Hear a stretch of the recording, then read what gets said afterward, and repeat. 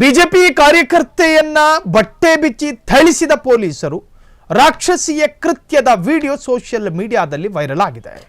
Congress corporate ಕೊಟ್ಟ ದೂರಿನ ಮೇರೆಗೆ ಕೃತ್ಯ ಹುಬ್ಬಳ್ಳಿಯ ಕೇಶವಾಪುರ ಪೊಲೀಸ್ ಠಾಣೆಯ ವ್ಯಾಪ್ತಿಯಲ್ಲಿ ನಡೆದಿರತಕ್ಕಂತಹ ಘಟನೆ. ಬಿಜೆಪಿ ಕಾರ್ಯಕರ್ತೆ ಸುಜಾತಾ ಹಾಗೂ ಕೈ ಕಾರ್ಯಕರ್ತರ ನಡುವೆ ಕಿತ್ತಾಟ, ಹಳೆಯ ವೈಷಮ್ಯದ ಹಿನ್ನೆಲೆಯಲ್ಲಿ ನಡೆದಂತಹ ಗಲಾಟೆ ಇದು.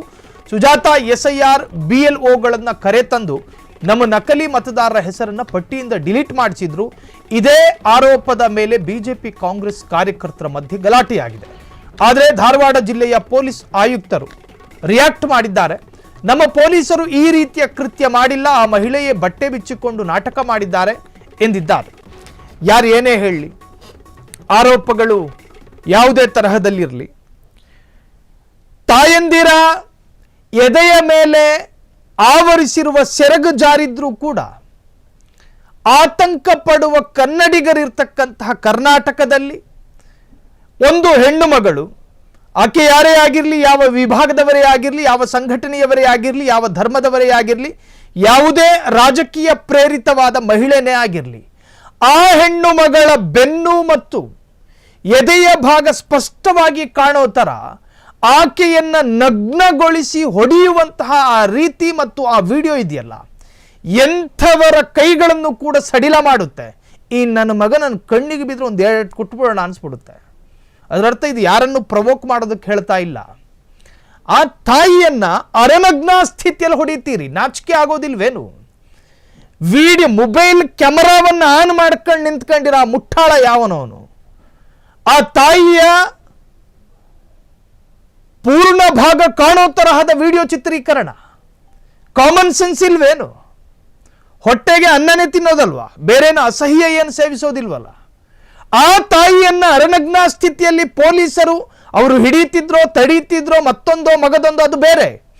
ಆದರೆ ಆ ತಾಯಿಯ ಅರೆನಗ್ನ ಸ್ಥಿತಿಯನ್ನು ಮೊಬೈಲ್ನಲ್ಲಿ ಚಿತ್ರೀಕರಣ ಮಾಡಿದವರು ಯಾರು? ಮಾಡಿಕೂಡ್ದು ಅಕ್ಷಮ್ಯ. ಅದು ಒಂದು ಹೆಣ್ಣಿಗೆ ಆಕೆಯದ್ದೇ ಆದ ಘನತೆ ಇದೆ. ಒಂದು ಹೆಣ್ಣು ನಿಮಗೆ ಇಷ್ಟವಾಗದೇ ಇದ್ದರೆ ಅಥವಾ ಆಕೆಯ ಗುಣಗಳು ನಿಮಗೆ ಇಷ್ಟ ಆಗದೇ ಇದ್ದರೆ ಆಕೆಯನ್ನು ಟ್ರಿಗರ್ ಮಾಡುವಂತಹ ಪ್ರವೃತ್ತಿಯೂ ಕೂಡ ಅಕ್ಷಮ್ಯ ಅಂತ ಕರೆಸಿಕೊಳ್ಳುತ್ತೆ. ನೀವು ಮೌನವಾಗಿರೋದು ಒಳ್ಳೆಯದು. ಹೆಣ್ಣು ಮಕ್ಕಳನ್ನು ಅವಮಾನಿಸಬೇಡಿ, ಅಪಮಾನಿಸಬೇಡಿ. ಆಕೆಗೆ ನಿಮ್ಮಿಂದ ಯಾವುದೇ ತರಹದ ಅವಮಾನಕರವಾದಂತಹ ಯಾವುದೇ ಕೃತ್ಯಗಳಾಗಕೂಡ್ದು. ಮೊಬೈಲ್ ಆನ್ ಮಾಡ್ಕೊಂಡು ನಿಂತ್ಕೊತಾನ ಅವನು. ಲೈವ್ ವ್ಲಾಗರೋ ಏನೋ ಆತ, ಅವನಿಗೆ ಲೈವ್ ದೃಶ್ಯಗಳು ಬೇಕಿತ್ತೋ ಏನೋ. ನಿಮ್ಮ ತಾಯಿಯನ್ನು ಅದೇ ತರಹ ಅರೆನಗ್ನ ಸ್ಥಿತಿಗೆ ಯಾರಾದರೂ ತಂದಿದ್ದಿದ್ರೆ ಮೊಬೈಲ್ನಲ್ಲಿ ರೆಕಾರ್ಡ್ ಮಾಡ್ಕೊತಿದ್ರಾ? ಸರಿ, ಪೊಲೀಸ್ನವರಿದ್ರಲ್ಲಿ ಕರ್ತವ್ಯ ನಿರತ ಪೊಲೀಸ್ನವರು ಅದು ತಡೀತಿದ್ರೋ ಮತ್ತೊಂದು ಮಗದೊಂದು ಅದು ತನಿಖೆ ಆಗಬೇಕು. ಎಲ್ಲಿವರೆಗೆ ಅಂದರೆ ಒಂದು ಮಹಿಳೆಯನ್ನು ಮುಟ್ಟೋದು ಬಿಡಿ, ಆಕೆ ಕೈಗಳಿಗೆ ಕೋಳ ಹಾಕೋದಕ್ಕೂ ಕೂಡ ಪುರುಷ ಇನ್ಸ್ಪೆಕ್ಟರಿಗಲ್ಲ, ಕಾನ್ಸ್ಟೇಬಲ್ಗೂ ಅಧಿಕಾರ ಇಲ್ಲ. ಅಲ್ಲಿ ಮಹಿಳಾ ಪೇದೆ ಬೇಕಲ್ಲಿ, ಕಾನೂನಿದೆ. ಅಲ್ಲಿ ಒಬ್ಬ ಗಂಡಸು ಮೀಸೆ ಹೊತ್ತು ಗಂಡಸೇ ಆಕೆಯನ್ನು ಹಿಡ್ಕೊಳ್ಳೋಕೆ ಪ್ರಯತ್ನ ಪಡ್ತಾನೆ. ಯೂನಿಫಾರ್ಮ್ ತೊಟ್ಟ ಅಧಿಕಾರಿ, ಇವೆಲ್ಲವೂ ಕೂಡ ತನಿಖೆ ಆಗಬೇಕು. ರಾಜಕೀಯ ಪ್ರೇರಿತವಾದ ಎರಡೂ ಪಕ್ಷಗಳ ಕಾರ್ಯಕರ್ತೆಯರ ನಡುವೆ ಅದು ಏನು ಹೇಳ್ತಾರೆ, ಜಡೆ ಗಲಾಟೆ ಅಂತ ಹೇಳ್ತಾರೆ.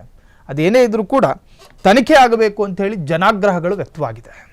ಕ್ಷಣ ಕ್ಷಣದ ಸುದ್ದಿಗಳಿಗಾಗಿ ಫ್ರೀಡಂ ಟಿವಿ ಸಬ್ಸ್ಕ್ರೈಬ್ ಮಾಡಿ, ಲೈಕ್ ಮಾಡಿ ಹಾಗೂ ಫಾಲೋ ಮಾಡಿ. ಹೊಸ ಸುದ್ದಿಗಳ ನೋಟಿಫಿಕೇಶನ್ಗಾಗಿ ಬೆಲ್ ಐಕಾನ್ ಮೇಲೆ ಕ್ಲಿಕ್ ಮಾಡಿ.